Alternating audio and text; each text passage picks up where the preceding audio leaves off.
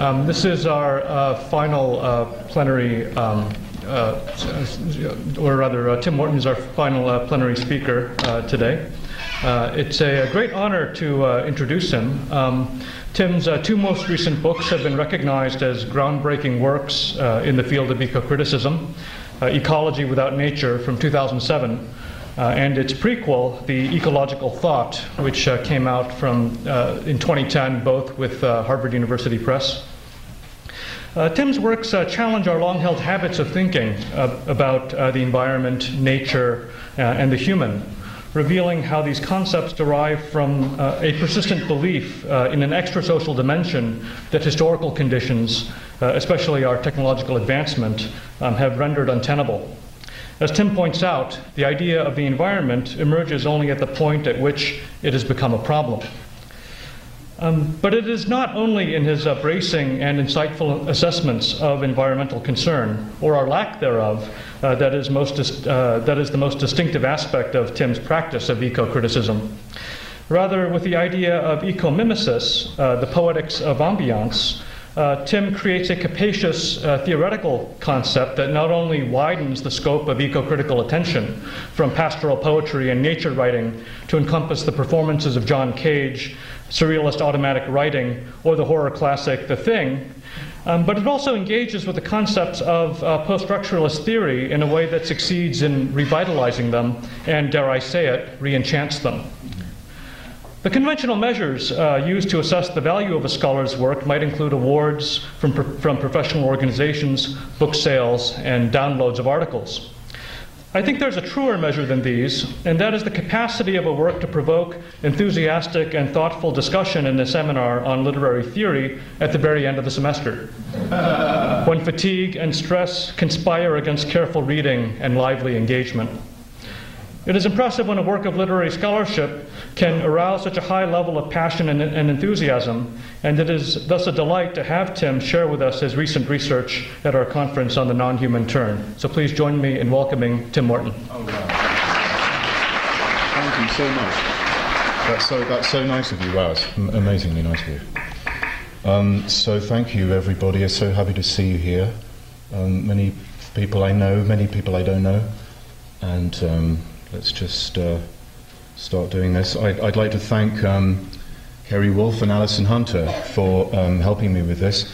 Now, before she became famous with Hey Mickey, before she was asked by an enthusiastic David Byrne to direct the video for Talking Heads is Once in a Lifetime, Tony Basil directed this.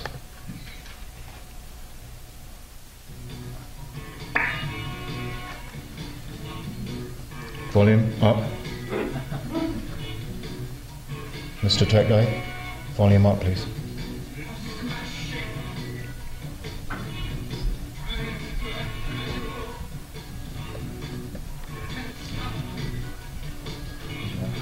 Volume up, please, yeah. Great. Yeah. All right.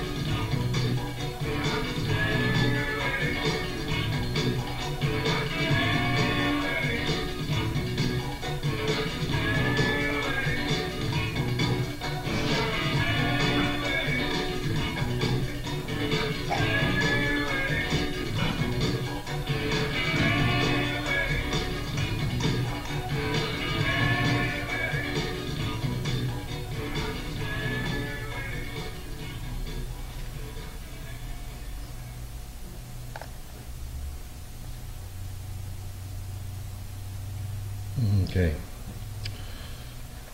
A classic moment of video history. So I'm going to show you how this video in the song is the national anthem of global anxiety, or rather the non-national anthem of anxiety, the overwhelming sensation that underlies ecological thinking, like a note that no one wants to hear, a certain high-frequency hum, like the sound of a malfunctioning electric pylon. This is the sound of the end of the world, but also of the beginning of history, the stone that the eco-philosophy builders cast away, the broken tool, the one golden key to the fact of coexistence with non-humans, the attunement of anxiety, our home base, or rather our unhome, uncanny, unheimlich. Tony Basil used the Electric Boogaloos, a stunning group of body poppers from Fresno and Long Beach. Byrne paid between 10 and 15 grand out of his pocket for it. Timothy Poppin Pete, Solomon, Robert Dane, Skeeter Rabbit, McTwig, that is Twig Imai, the guy with the cigar, Scarecrow Scally Allen, Anna Marie Lollipop, Sanchez, body popping, locking, people becoming robots, becoming people. The first ever moonwalk on video is here, not Michael Jackson at the MTV Awards. He learned it from Twig Imai and Skeeter, bouncing a basketball, tuning to the heft of the ball that asked to be bounced just that way. Humans tuning to industry, wearing masks, acting like machines. Black people trying to tune to the racist world, trying to fit, trying to act casual, feeling like an accident, moving to the rhythm of banking and high finance, working in a factory, making money, trying to love, flooded with anxiety and fear, objectified. They are carrying a message. An overwhelming environmental threat hangs over these African Americans. What in Buddhism is called all-pervasive pain. Not just the pain of being stabbed or of not getting the money that you wanted by trying to sell those drugs, but what one teacher calls, from Tibet, an environmental creepiness. An overhanging sense of dread, what Levinas calls the il y a, the there is, or what this song calls the there was. There was a knife, there was a formula, the beginning of a story. Once upon a time there was, but what, you see, we don't know yet. We can only work by hindsight. It seems to come from everywhere. The dancers are suspended in white space, as if nothing means enough, or anything anymore. Then all of a sudden they are in their world, their Bronx life world, their Fresno life world, then back to white. The rug keeps being pulled out. Surrounded they are, literally, by whiteness, a void that marks a deeper claustrophobia, a room. We discern it in the tight shadows around the dancers, the square shape of the video frame, a claustrophobic space of whiteness, a waiting room within nothing in it, with no exit, nothing around it. Funk.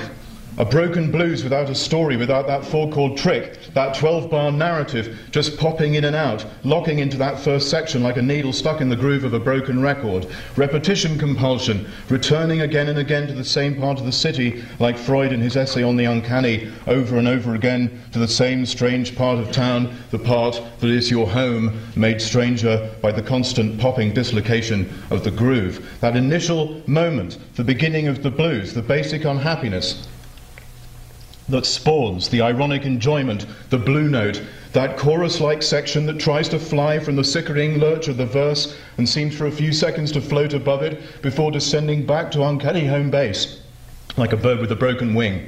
No escape velocity can be achieved from the horrible gravity of this song, the centripetal torque emitted by the sharp and shortened blues on heavy rotation. Working by hindsight, getting the message from the oxygen of a poisoned, warming earth, I argue that what seemed in 1980 like postmodern free play, facts all come with points of view, turns out to be the disturbing truth of Lacan, that there is no meta-language realized in the age of ecology, formerly known as postmodernism, which was just the flashing neon sign on the tip of the iceberg. Irony becomes the food of phenomenological sincerity, the viscosity with which non-humans stick to us, live in our DNA, are our DNA, because, as that other great 80s phenomenologist, Buckaroo Banzai, puts it, wherever you go, there you are. Blues for a blue planet with no exit. The lyrics, clownish, spiked, ironic, spiked with a faint message that becomes louder like radio interference you keep hearing at the back of the station you are tuned to. Lost my shape,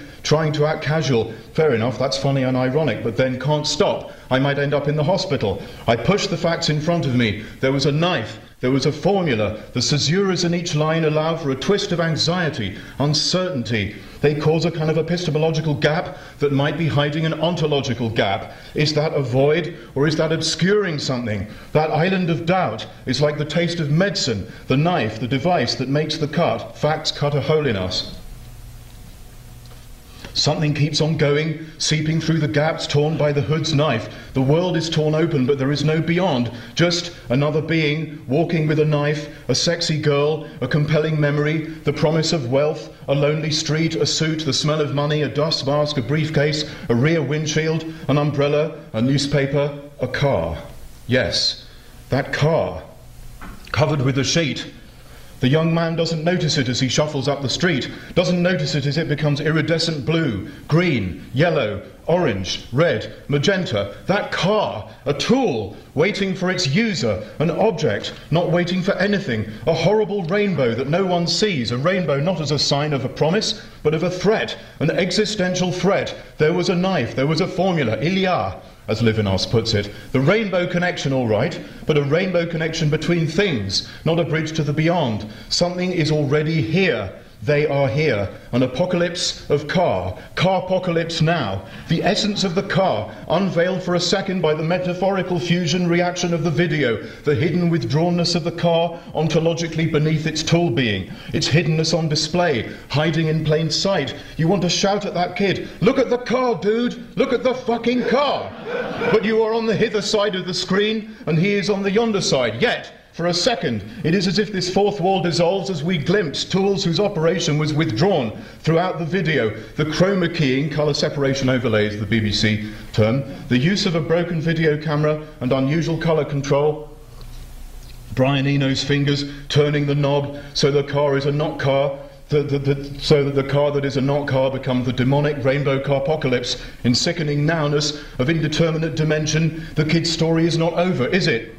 The car glows knowingly, to no one. The fourth wall shattered, the video over. We have participated in a Dionysian ritual of coexistence, which is just what every tragedy really is. It's over for us, but not for the car, or that kid, or that street, or that song that fades rather than ending. Black people, from the standpoint of racism, from the standpoint of environmental racism, tools with souls, Aristotle's definition of a slave, organon empsukon, living next to the garbage, working under the overpass, the littered railway tracks, looking at normal life through the windshield of someone else's car, thrust up against the chatter of the foreign languages of non-humans, the mystery and melancholy of a street, as De Chirico puts it, the melancholic uncanny of a world made of broken or uncared for objects, a parked car, perhaps abandoned, covered with cloth, the difficulty of doing anything, paralysed by the inertia of things, unable to cut through it with a knife of big business, stuck in the garbage,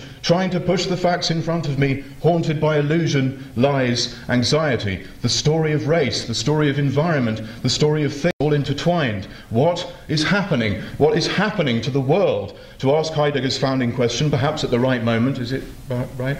Let's call it something. How on earth does it stand with being? What we are seeing in that car shot is the camera as it talks to the sky.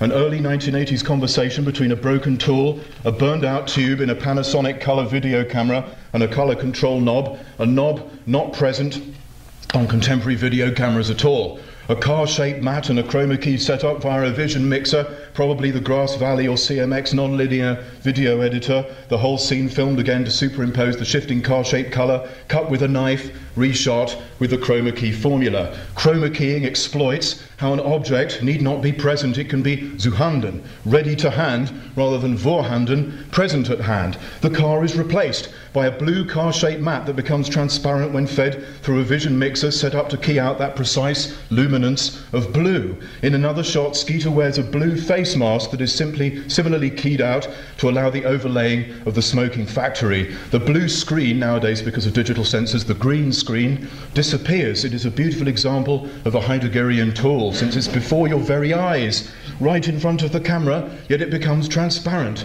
allowing for different backgrounds to be placed behind the subject, in this case the electric boogaloos and the car. Transparent for whom? Not for a human directly, but for the camera itself, the camera that is composing the video image out of Skeeter Rabbit, popping and locking down the street, and the glowing colours that have become chroma keyed into the outline of the car cover.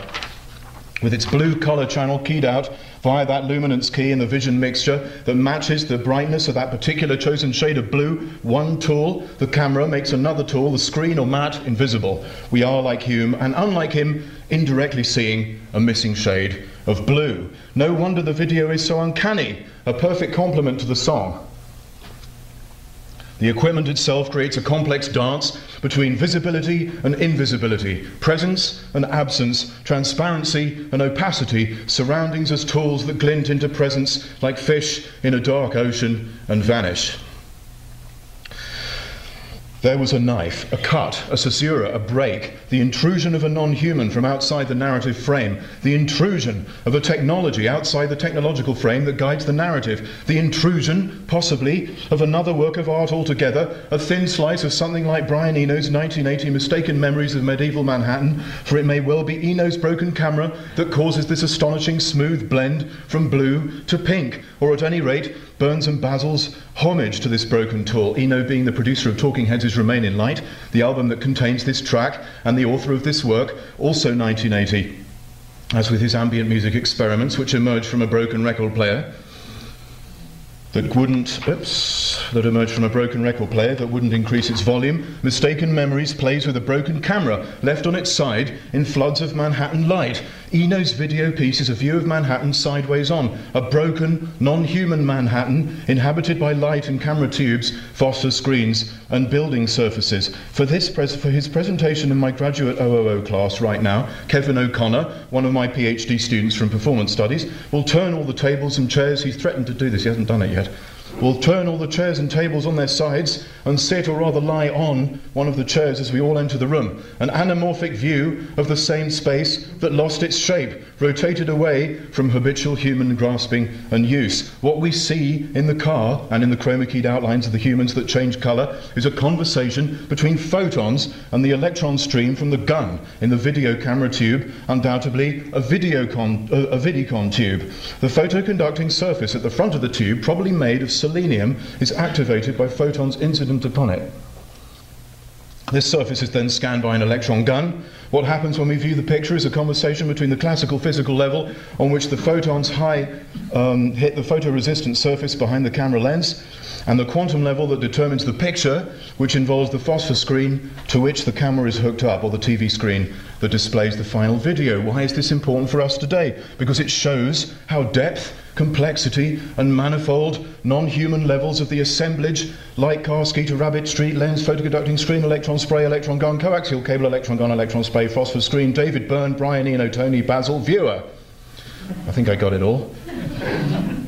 That's an object, by the way. The weird distances and ambiguities involved, the strange accidents, the history that is wiped when we just think it's a video of cross-eyed and painless with some special effects.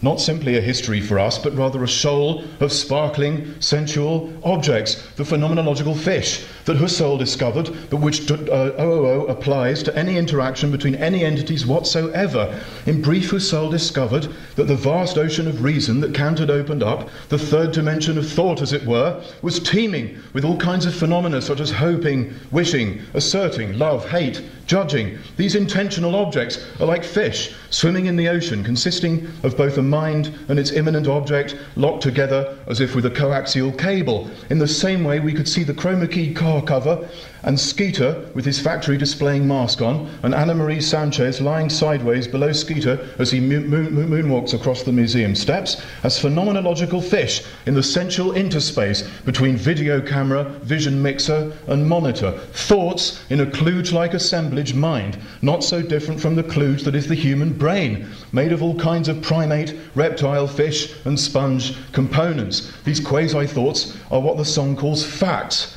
Somehow the video restores to the term fact the notion of making and crafting, from the Latin facere, the birth and death of shoals of fact fish.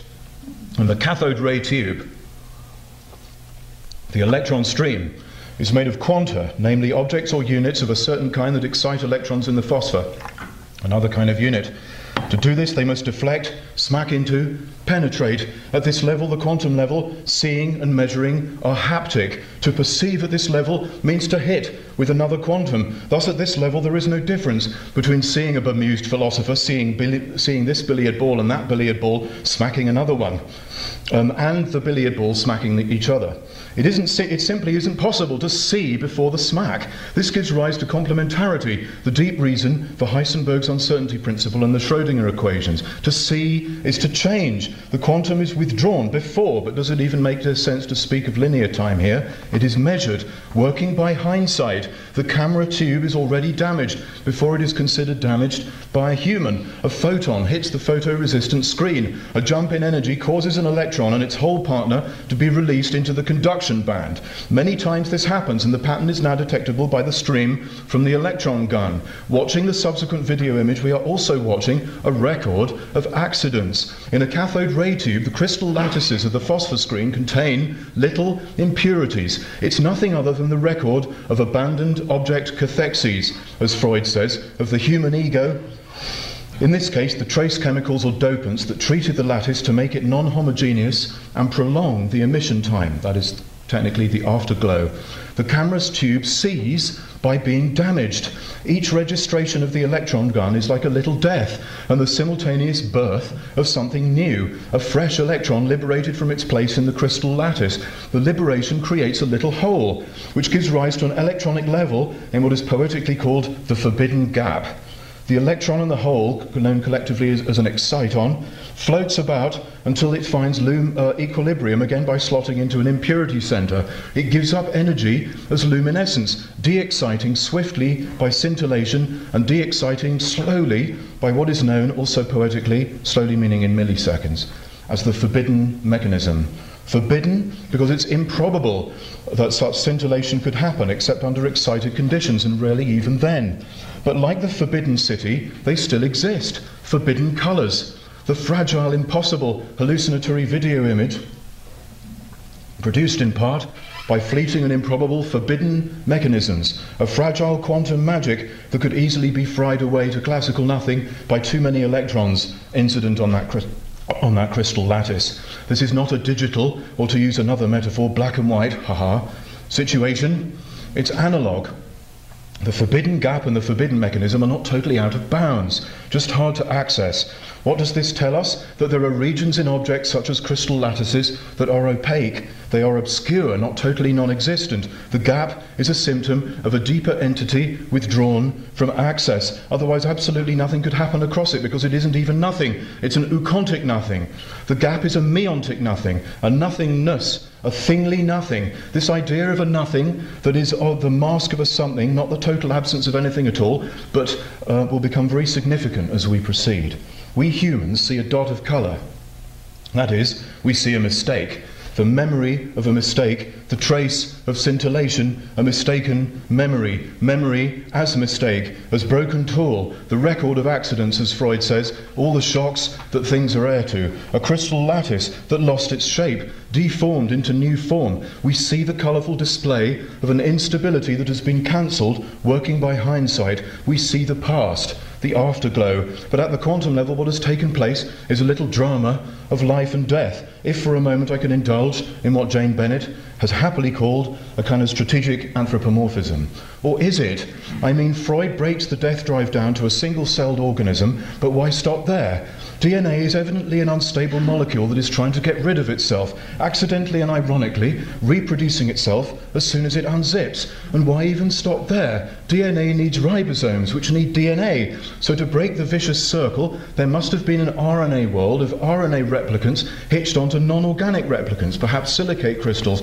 Are we at the level of life here, or beyond it? It's just a small is life just a small, metaphysically dubious region of a much larger, undead region, neither living nor dead? And why stop at replicants such as RNA or those silicates? I mean, how come molecules can replicate at all? Is there not some dance between stability and instability that is deeper still? Aha. Come on, page 16. Get back in place. When too many photons hit the photoconducting surface in the tube, say like Eno, you had left your newly acquired tool, he got it from this guy in Foreigner, your newly acquired tool lying on its side in a window in the full Manhattan sunshine. The tube burns out. The death of a thing is its successful translation, success never being absolute in this object-oriented world, but good enough to alter, that is to damage, the thing in question. A photon or an electron shocks a crystal lattice into life. Life meaning inconsistency, that is the constant search for death. That is consistency, the disequilibrium of a crystal lattice flooded with its own excited electrons that flow about until they find their resting place. Sparks of colour as death.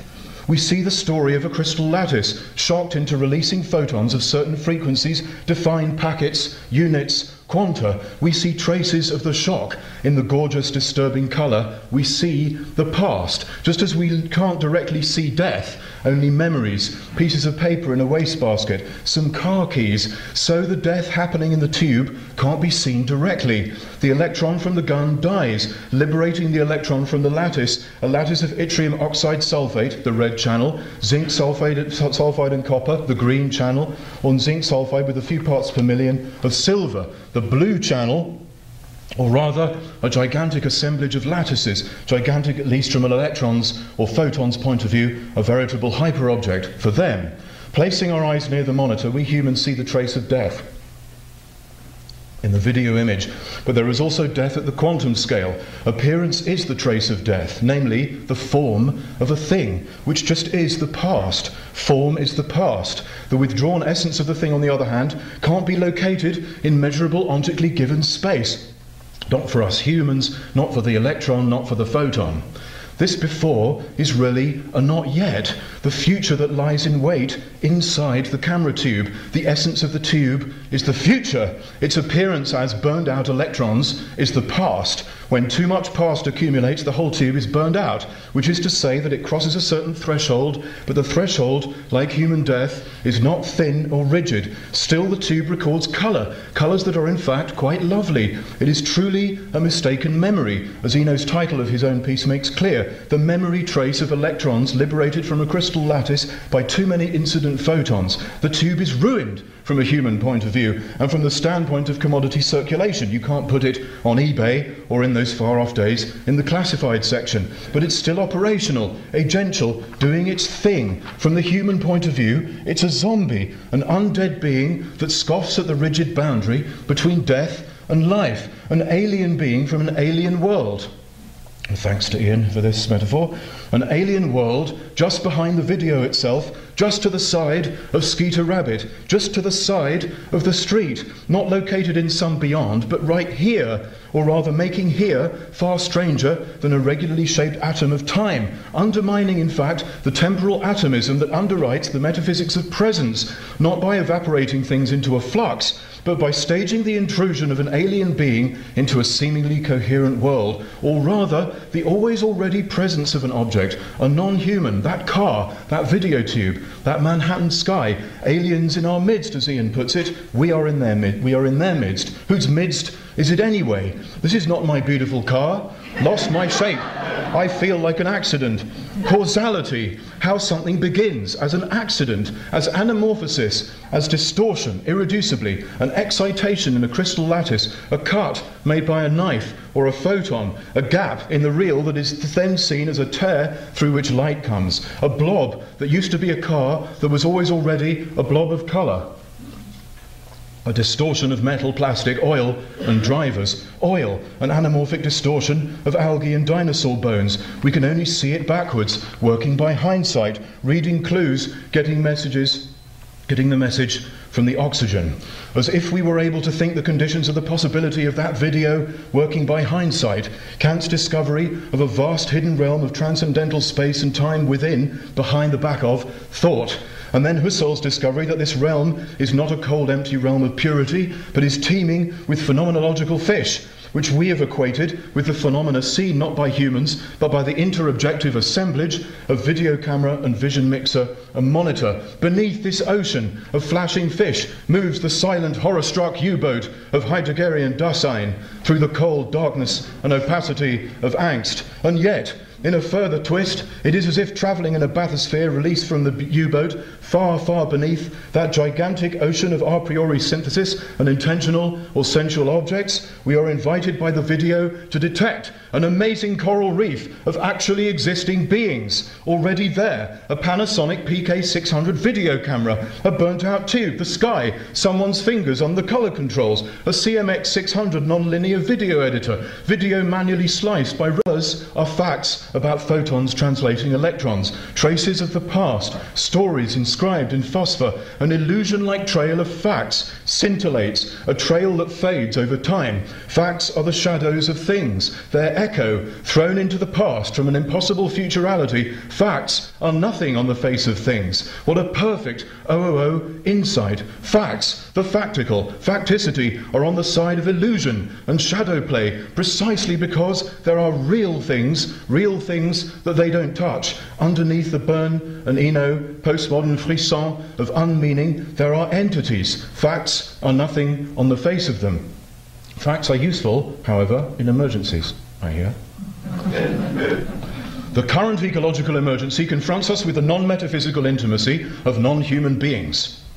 An emergency in which we grab for facts, but they might be broken, they might be lying, and furthermore they are nothing on the face of things. They are a way not to see the face of things. They may be useful, but facts don't exhaust the emergency that just is the existence and coexistence of things. The line is sung with a half-knowingness, as if the narrator was double, triple-checking his pocket for keys and wallet obsessively, compulsively, to stave off anxiety, the sharp end of coexistence, the abyss of wishful thinking, a rope bridge suspended over the abyss of anxiety. A non-human panic sets in, lifting my head, looking for the danger signs. Fear, my favourite emotional state, says Windemore. As if acknowledging this, Byrne amended the line of the 1984 live show Stop Making Sense to facts are useless in emergencies. Now that's more like it.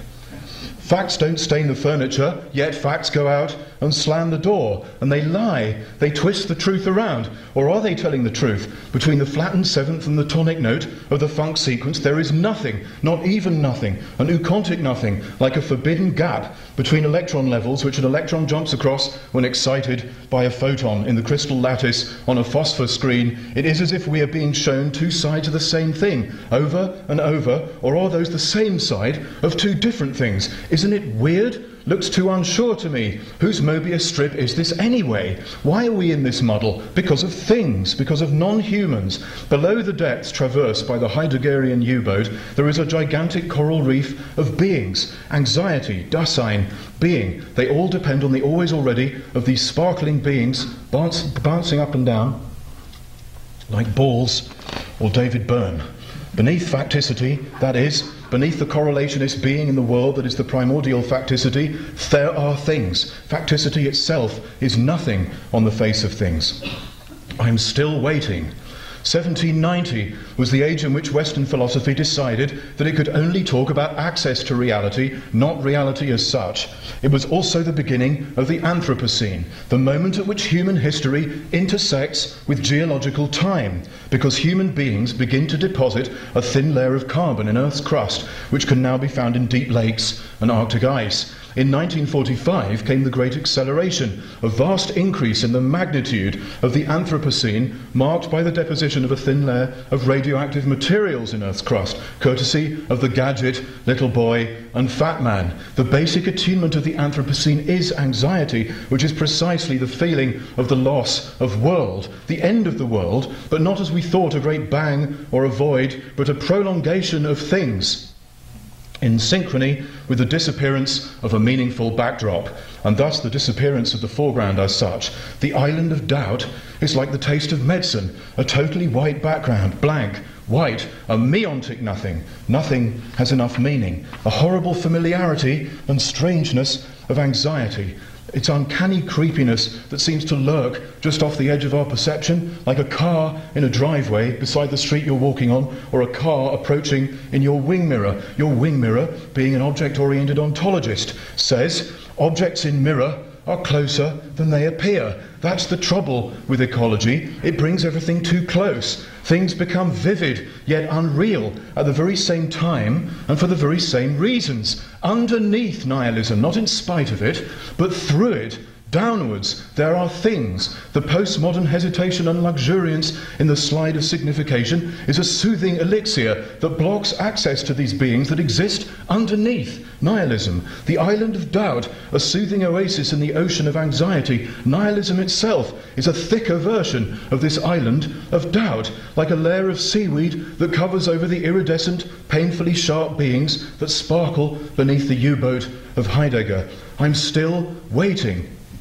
The feeling of beginning, what is called in narrative aperture, the sense of an opening. It is this sense of beginning which just is the pure givenness that underscores the Kantian aesthetic dimension that Talking Heads' video exemplifies. The car winks at us, slightly provocatively.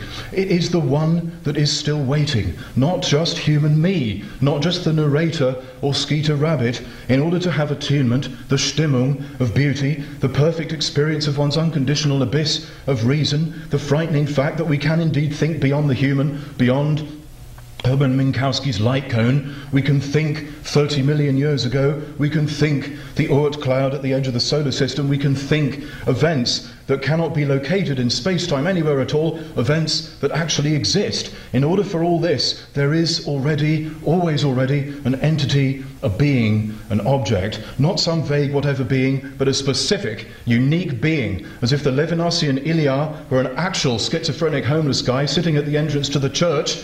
This is basically the mise-en-scène of Coleridge's rhyme of the Ancient Mariner. The proximity of an alien presence underwrites the nihilistic abyss of reason that into which Kant plunges thinking, the third dimension of inner space that opens at the very beginning of the Anthropocene, the TARDIS-like infinity within, because I can know infinity, because I know I can't count to it, which is precisely what infinity is. Just as kitsch, which is the aesthetic shit of the other, underwrites beauty, since in order to experience it, beauty must be distinguished from it.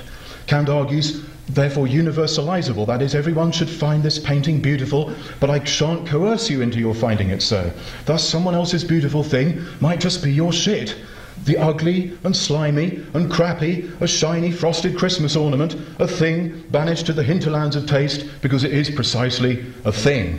The unconditional, non-coercive givenness of beauty, which just is a projection of my reason, is predicated on the a priori synthetic judgment, the third dimension beyond scholastic being that Kant opens up, that icy region of the mind's Antarctic, analogous to the nihilistic probings of earthly space of the quasi-imperialist Ancient Mariner himself.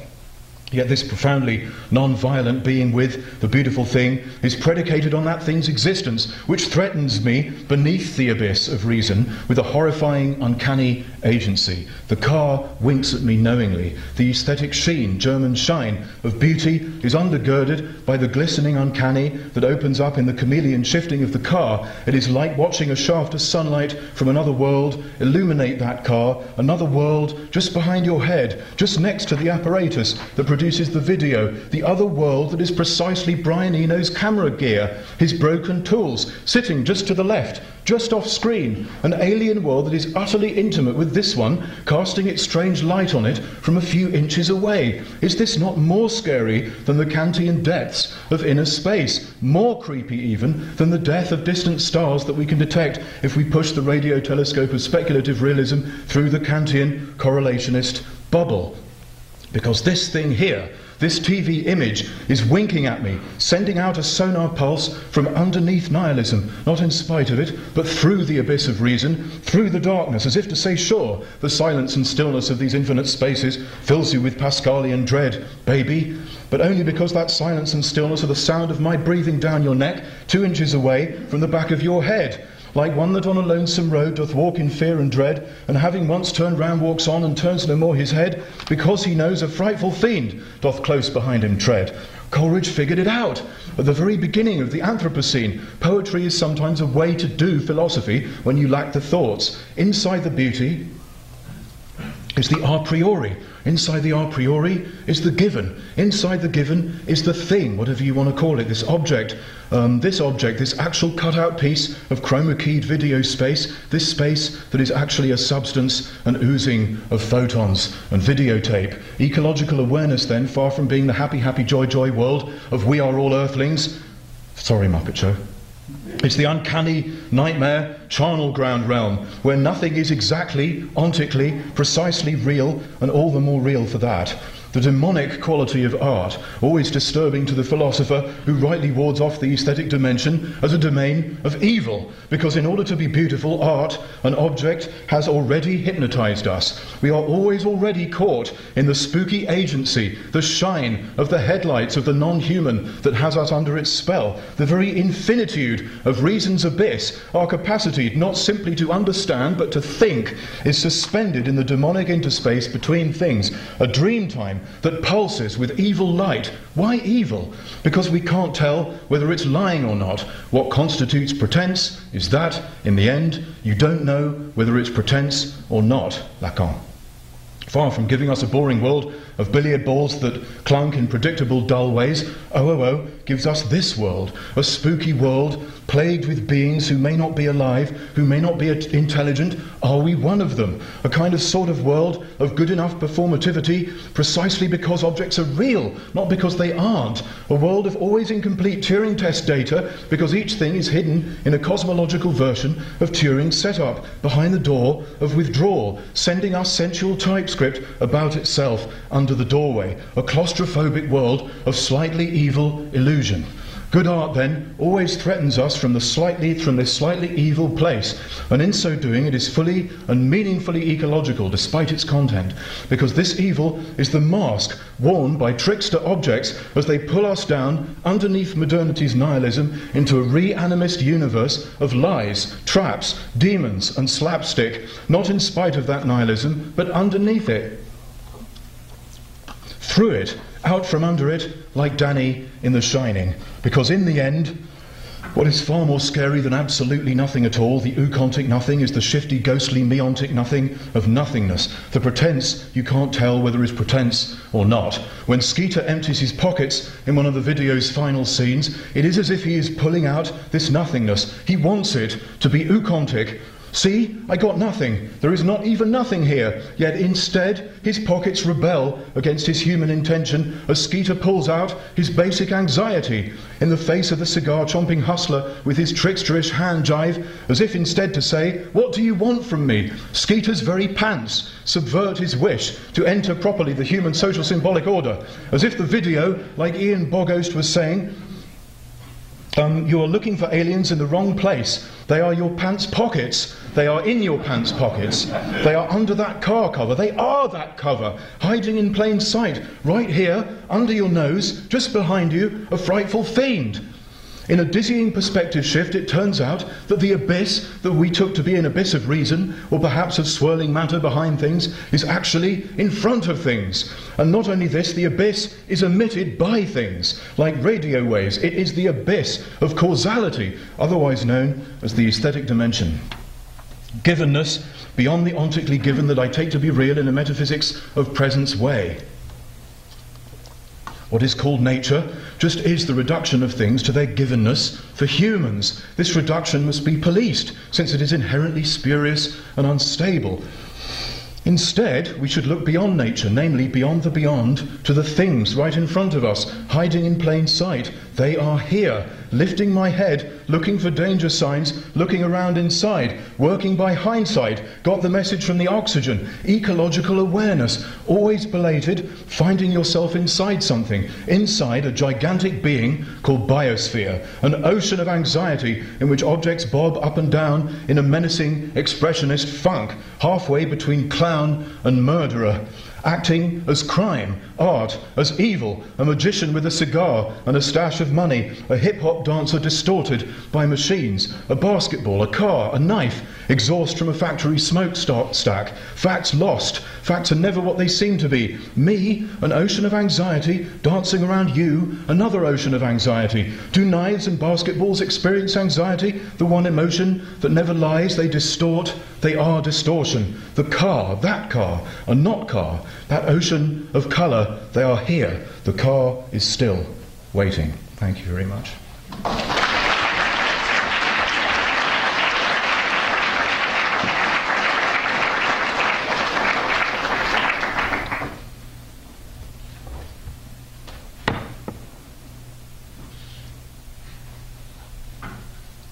Jane. Thank you. I think I should thank you, but I really feel kind of sick now.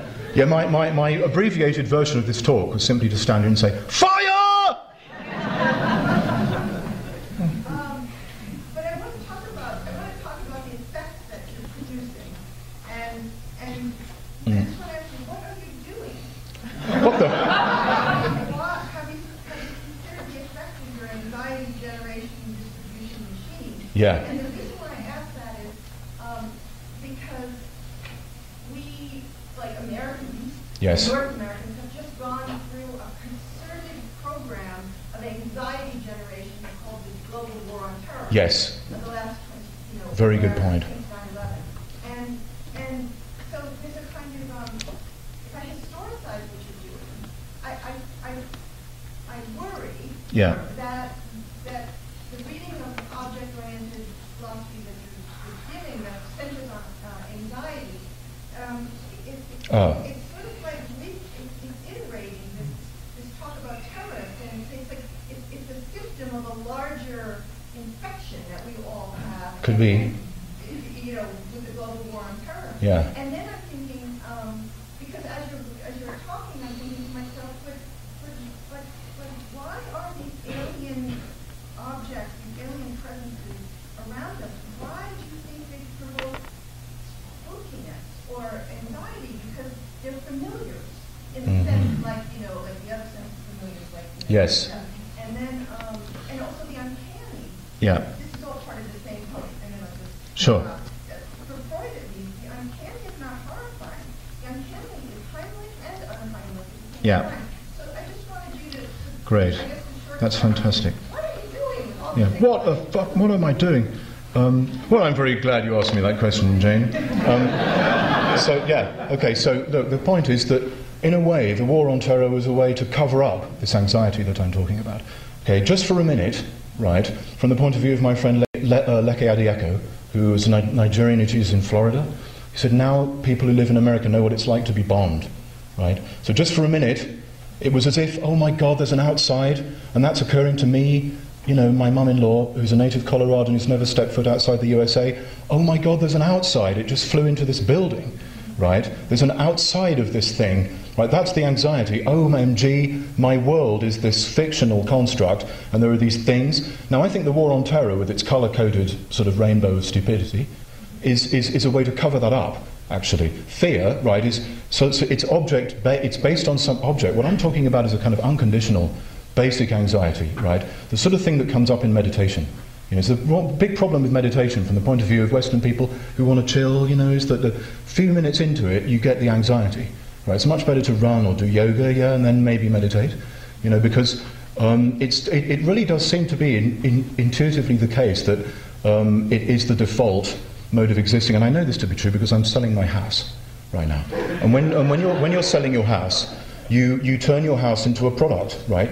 And you have to evacuate it, and then people study your house and they go, I think that, this takes 17 days in California, I do not want to buy. Get on with it, And just imagine someone in the third world, right? They have to take out a loan to buy like a fridge. They're having this anxiety all the time, right? So in some way, that anxiety is actually connecting us, actually. It's the feeling of coexisting. Why? Because inside the anxiety, this is just my own phenomenological experience, okay? Inside the anxiety is the depression, okay? and the melancholia. Now, Freud says that melancholia is the footprint of something else in your soul, as it were. It's the footprint of some other being, right? So you now have experiential evidence that there are others in your world because you've got this object-like entity inside you, right? This is all like evidence that there really is a world out there, yeah? Now, the thing is that my kind of uncanniness, right, which you're you're living in the future, right? Because we're going towards some kind of animist view, I feel, or non-animist, reanimate, I don't know, whatever, but indigenous style thinking about reality because of an ironic kind of closure of the system that we're in, because we're in this gigantic thing called biosphere. So the anxiety is just the feeling that we all have as we're exiting modernity. Like, I feel like Latour was incorrect. We have been modern, you know, and we can tell that we have been, because I can't talk to anyone about the weather anymore. Like, I go to the bus stop, you know, and like, oh, nice rain we're having, or is it global warming, or I can't even, I don't want to mention, someone else is going to mention it. Is it not? This wet stuff falling on my head, it isn't really global warming, it's a symptom of global warming, but maybe it is, maybe it isn't. So my world has dissolved, right? Reality has appeared, right? But reality is a kind of trickster, like I'm trying to say, right? It's a kind of trickster thing, and we experience that in Western philosophical space as a kind of demonic evil, right? And my job is to get people excited about evil. Yeah. Okay, so I'm not feeling anxious at all. Good. Because I recognize the permanent. Oh, good for you. I think for the humanities, in terms of thinking about knowledge transmission, I'm not going to talk about discussion, this is sometimes a unique experience. And so I guess what I'm interested in is what is the machine that you've made here trying to do? The rhythm machine that you've made here, the word mesh machines with remixed images. What am I up to? Yeah. Yeah, I mean, obviously. Yeah. Now I'm sort of on Oprah explaining. What the hell are you up to? Okay, well, with 20/20 hindsight, I can tell you, it's a sort of homeopathic dose of the fear, unconditional fear, right? It's instead of trying to fight it, you see, there's lots of ecological philosophy that's all like, everything's interconnected and it's so great. You know, no, it isn't. My body's full of uranium, plutonium, mercury. The leg bone's connected to the toilet bone's connected to the toxic waste dump bone. The toxic waste dump bone is connected to the Pacific Ocean bone, and we're in a hell of a mess, and there's no outside of it, right? So all of a sudden, my sort of cynicism, which is the default philosophical subject position, right, of modernity, has been defeated. Not by me, but by other beings, right? I just can't exit reality, achieve escape velocity quickly enough, right? So my job, my very small part, you see, this is the thing, they should put me in charge of the press conference. Sorry to be arrogant. But they put scientists, right, and they go, there is global warming, can't you see, you stupid fundamentalist numbskull, you know, and that comes across as a debate about belief, which in fact it is, because in a funny way, although the scientist is now going to tell me that I'm just as bad as those religion guys, right, holding on they both share the same belief about belief, which is that belief is something that you hold on to very, very, very tightly, right? Now, the closest I came to having an effect in the political world was when Christopher de Freitas' wife, he's a global warming denialist scientist funded by Exxon, showed up at my talk, at one of my things in New Zealand, you know, and we were doing this dialogue, me and Douglas Calm, and he was doing the sort of hopeful kind of ecological technology, everything's good, and I was sounding the kind of big bass drum of doom, you know, and it was working very well, but there was this aura in the air that she was going to say something, because she made me so upset at dinner, like, can you really prove global warming's existing? Isn't this not important? This is not as important as giving people water and stuff. And so how to get my mojo back, and I realised what I have to do, instead of trying to persuade people that it's real, I have to walk you through, because the whole problem is whether it's real or not, right? I have to be honest about the kind of weird unreality that we're all going through, and I have to walk you through a phenomenologically equivalent inner space experience, right? It doesn't matter what it's about, it's just going through the fear and realising, OMG, there are other beings, right? And if I can just do that, then maybe I set the conditions of possibility for, you know, whatever belief, you know, about global warming. You know, so my theory of what I'm doing, right, which is probably not what I'm actually doing, Because the unconscious is real. I'm not talking about your unconscious, by the way. My one. You know, everyone else has an unconscious out there. We're all fully present to our thoughts. Okay. Except for me. But my fantasy about what I'm doing is that I'm giving you a homeopathic dose of this anxiety so you don't delete it, right? Because it's that's the magic key, right? That much politics and philosophy is trying to like disavow, get rid of, deny, right? And that's the magic key, actually, you know. And so you have to not have an allergic reaction to that, right? That's what I think I'm doing. Allergy medicine. My talk is allergy medicine. Yes? Just very quickly, I saw some fabulous slam poets in Los Angeles last night. Great. And I think slam poetry, you know, sort of a similar rhythm, Yeah. has expressed that anxiety of Sure. being other, being present. So I Yeah. think Yes. they're really interested Right on. Yeah, art is a way to think when thinking is hard. I mean, look at Jane Austen, right? She allows you to... Why is Jane Austen so popular? It's not because it's about posh people holding teacups the right way, right? It's because it's about desperate people who mustn't look desperate, right? Because they're women in the lower gentry, yeah? And our anxiety is triggered by this incredible technology that she invented, which is indirect, untagged speech, right? Kermit the Frog got out of bed and thought to himself, it's going to be a lovely day today, right? That's tagged indirect speech. Kermit the Frog got out of bed, it was going to be a lovely day. Oh my God, is that the narrator? Is that Kermit the Frog? I don't know. And so your own anxiety locks onto suddenly Kermit becomes three-dimensional, right? So I feel like art is a way to walk us through thinking that is difficult, you know, because of political circumstances, right? It's a way of doing philosophy by other means, right? It's often said about horror movies, right? But I think, you know, Jane Austen, The Muppet Show, Talking Heads also could be that. Yes. Yeah. So you sort of start with Talking Heads as a New York band. It seems like. Sure. Expressing that sort of image of Demos that you're using, a New York turn on its head. Yeah. And then move outwards to the global from that. And I was wondering if you could Yeah. talk a little bit about, say, My Life in the Bush of Ghosts, or sort of later Yeah. Talking Heads, where they're dealing sort of explicitly with sort of more specifically global, you know, coming from outwards in. You know, Right. specific way. Kerry Wolf's done interesting things on that, hasn't he? So, you know, this is a sketch, right? It's a horrible sketch. But for me, it would be part of this cut from the same cloth. There are already other beings, right? I mean, this use of Islamic woman singing in that song Testament, right? It's already there in your radio space. They're not over here, they're not over there, yonder and hither. And the way that was kind of framed in, you know, the press and by us was as a kind of postmodern pastiche of wow. But I'm saying that's actually like the warning sign, like the little light in your correlationist aircraft goes off. Beep, beep, other beings exist. Beep, beep, beep. That's the warning sign of that, right? And the reason why I like it is because it's working with fear, you know, for some reason. Aaron. I think it's interesting that the word theme is very close, sort of one letter short from the word friend. And Sorry, the word what? friend. The word friend? Yeah, well. Fiend and friend, yes, fiend and friend. To each other. Yeah.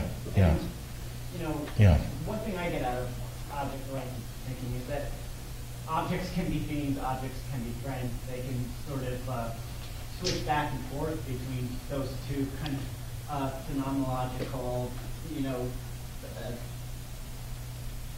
conditions, Right on. like vis-a-vis our perception of them very quickly. So Ian needs to develop a software that can go on Facebook called Fiend. Right? You can fiend someone. Right? And I guess I would say that, like, during this talk, I kind of experienced you as a frightful friend. Oh, nice. Okay, great. I'm happy about that. Yeah, I'm supposed to scare people because it's dinner time. You know, go away and have dinner. Somebody else wanted to ask. Yes. So I also wondered what the heck you were doing, and I want to thank you for raising that question. Thank I you. like the performative and the rhythmic part. It seemed that one thing you were doing was suggest somehow almost a promo for a certain ontology, objects that are ontology. Sure. And I'm wondering... And, somebody has to make it sexy, right? I hope I'm here that OOO is, will be just a moment, or just a school like Lacan and Deleuze and so many wonderful things. So I want to raise the question that I raised to Mr. Hansen over here in Madison last year. How do you, say, institutionalize this beyond a rather small set of hipster theory folks here and around the world? Right on. So it's not just this, since it has... It's pretty resonant. I think it's pretty resonant. And I actually think the performance mode may be part of it. Right on. I think basically, look, okay, so there's various ways. Now, one thing is, I thought the question was going to go, you are commodifying things and you are a bourgeois shit. So you didn't go there. Right, so I'm quite happy about that right now. But what I think I'm hearing is that there is a sort of performative dimension to communication, right? I'm associating it with Padmasambhava, who was a great yogi who brought Buddhism to Tibet. Now they tried. Now it's like bringing OOO, to us lot, right? And they kept on destroying it. They brought in these teachers who were like, emptiness is really, you must understand everything is coexisting and everything's interconnected and compassion and love and it's all great. And then fuck you, man, we shot them because they were all like cowboys, like Tibetan version of a cowboy culture, and trying to introduce this really refined sort of Buddhism that had been around for 1,000 years. Didn't work, right? So they brought in this hitman called Padmasambhava, who was like a magician, and I'm not arrogantly saying I'm like Padmasambhava, that would be a gross sort of violation of my whatever, but sort of somehow we also need in the world a little bit of magic, right? How do we get, this is serious, this is a political question, how do we get millions of people to be as passionate about reality as we all are in this room, right? And the weirdness of it and the richness of complexity, however you want to think, right? No, well, but I think the point is, how do you do it? I think you need a little bit of magic, right? Because especially in this culture where people are so hesitant, right? I mean, I come from California right now, which is the capital of hesitancy in the world. Is this a conversation we're having? Is this a microphone? I can't quite. We just check. This is a light, and this is a ceiling, and we're having a conversation. I need it to be verified. I'm living in paradise, but I have to check, right? Now the thing is that in that situation you need a little bit of some kind of miracle, right? And I truly believe, contrary to what was said a little bit earlier, object-oriented ontology is deeply congruent with Buddhism. And Foucault argues that at some point Western philosophy has to connect to non-Western thinking. Despite the fact that this is not popular amongst the philosophical Buddhists, who are all about, there is nothing, it's all just a justification of my very normal 20th century Western nihilism. It's that other kind of Buddhism where there is Buddha nature, there is enlightenment, but it's non-conceptual, you can't see it directly, but it exists, right? That's an object from an OOO point of view. Buddha nature is an object, right? So in order to get people to kind of tune to that, we need some kind of magic. As well as good arguments, we need to do magic. And magic is a little bit scary, especially if you think that, what I'm supposed to do is do reasonable propositions that fit together. So the best would be, within logic, right? I'm not one of these people who thinks that logic is over there and what I'm doing is here. I actually think that within logic you can find very strange things that were discovered by, say, Cantor, and then kind of the door was shut on them by Zamilo Frankl, right? Things that are totally discrete and yet they contain one another. There's the infinity of real numbers that's much bigger than the infinity of rational numbers, but one of them can seem to contain the other. And how come is there not a continuum, between these things, or are they actually sort of weirdly discrete, like these OOO objects, right? These infinities, okay? And we're just saying, look, there's this infinity, this infinity, infinity, right? Just like Cantor sort of saying, infinities are manifold and they're discrete, right? But you need some kind of magic to bust through. You need to take people's modernity and sort of push it. So I like to take them through the horror show, because we all like a bit of horror, right? Because we all think it's cooler than comedy or whatever. Yeah. But the fundamental philosophy of Buddhism in the Western Padmasambhava is that everything everything is interconnected. Right. So I don't quite get. But that doesn't get rid of everything, does it? If everything is interconnected, doesn't mean there's just one great lump of nothing. No, that's true. So the Dzogchen, the Dzogchen, well, I'm afraid we have to beg to differ. There are no objects in this kind of measurable, ontically given way, right? But as the Zen guy says, there are mountains, and then there are not mountains, and then there are mountains, right? And the Enlightenment is there are mountains, not there are no mountains. There is a mountain, right? It's not my concept of mountain, but it's there. It's beyond concept, right? I think that, that otherwise we could just do, from a Buddhist point of view, you could commit murder, right? Because there's no reason, because there's no such thing as reality. It's all an illusion, right? What I'm trying to say is it's like an illusion, which is much more scary, right? This is more of an indigenous culture view, right? Reality is like an illusion. If I know it's an illusion, then it's not really an illusion, because I'm safe, because at least I know that, right? I'm a Hare Krishna, yeah? But for a Buddhist, reality is like an illusion. In other words, you can't tell which bits of it are the illusion or not. You can't tell how far down the illusion goes, and this is actually a symptom of the realness of it, or as Buddhism would say, the suchness, right? And I truly think there's some kind of stepping stone from, I've become this hallelujah, Honolulu guy, for OOO, and I truly think that, it's actually underneath nihilism. It's not trying to push it and say nihilism is stupid. It's actually saying inside this abyss of reason that we've opened up, we're going to discover this exit from this catastrophe that this very abyss has also created, I believe, because I'm Mr. Pollyanna. Yeah. Yeah, so Tim, two things that maybe tie some of the strands together. First, I'm fine with objects, so that's not a problem. What are they?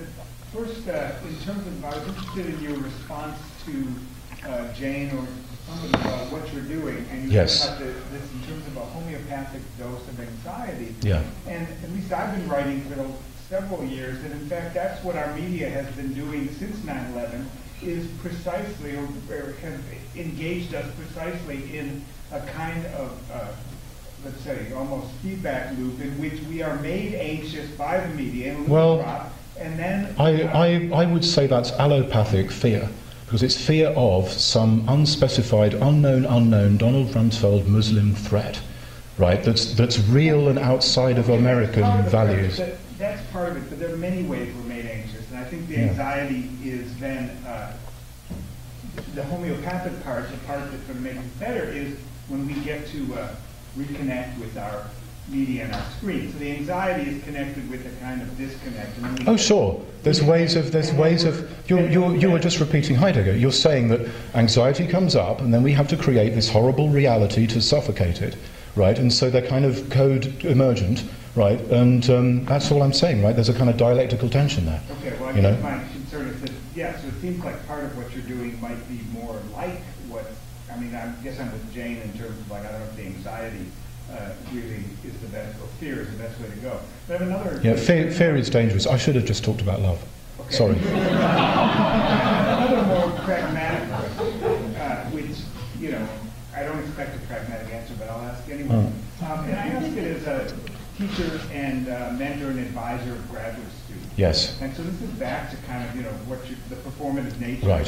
of the talk, which, is fantastic. Oh, thanks. I mean, I love it. Quite enjoyable, etc. But the question is it inevitable? In other words, is this what you are teaching, for example? Am I a normative? Is all this normative? Am I saying we should all jump around like Skeeter? Yeah, either normative, or is this something that's transferable, or that you want to, or is this something? Well, there's no meta-language, right? So whatever you do, you cannot peel yourself away from reality. I truly believe that now, and I think that ecological awareness is the Lacanian truth, that there is no meta-language, actually, right? Since there is no meta-language, my subject position, I'll translate this into Althusserian for you if it helps. My subject position is inevitably interwoven into the things that I construct. Since this is the case, I can't just go around trying to persuade people, right? I have to do other stuff, which, is a little bit of magic. I have to magnetize, I have to enrich, I have to destroy, that's a bit dangerous, and I have to pacify, I have to do these things, right?